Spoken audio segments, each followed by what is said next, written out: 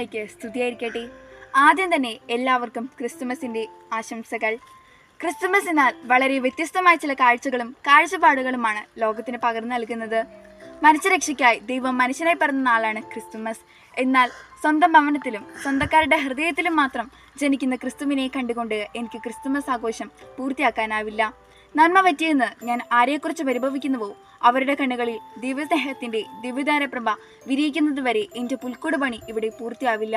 ക്ഷമിക്കുന്ന സ്നേഹവും അവരിനറിയാത്ത ആത്മത്യാഗവുമാകുന്ന വിശുദ്ധ മൂല്യങ്ങളുടെ അടുപ്പുകല്ലുകൾ കൊണ്ട് അയൽക്കാരൻ്റെ ഹൃദയത്തിൽ ഞാൻ പണിതുയർത്തുന്ന ദേവാലയത്തിലാണ് എൻ്റെ ദൈവം വന്നു പിറക്കുന്നതെന്ന വിചാരം ഈ ക്രിസ്തുമസ് ആചരണത്തെ ആധാരമാക്കട്ടെ.